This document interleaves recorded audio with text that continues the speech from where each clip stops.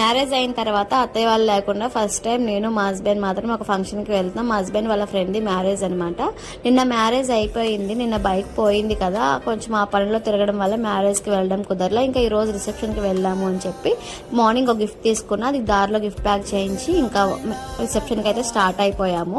నా రైటింగ్ చాలా అందంగా ఉంటుంది, అంత అందమైన రైటింగ్ ఎందుకని చెప్పి ఇంకా గిఫ్ట్ మీద వాళ్ళ నేమ్స్ అయితే మా హస్బెండ్తో రాపిస్తున్నాను.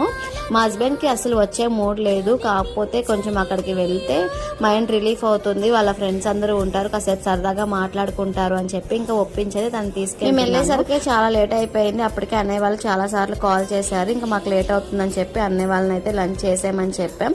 ఇంకా మేము వెళ్ళేసరికి అన్నయ్య వాళ్ళు కూడా లంచ్ చేయడం స్టార్ట్ చేసేసారు. ఈ రో మొత్తం మా హస్బెండ్ వాళ్ళ ఫ్రెండ్స్ అనమాట. అందరినీ నేను అన్నయ్య అని పిలుస్తాను. ఇంకా పైకి వెళ్ళి పెళ్లి కూతురు పెళ్లి కొడుకుని పలకరించి వాళ్ళతో కొన్ని ఫొటోస్ దిగేసి గిఫ్ట్ ఇచ్చేసి అయితే మేము కూడా లంచ్ చేసి ఇంకా రిటర్న్ అయితే స్టార్ట్ అయిపోయాం. ఇంకా నేను డ్రెస్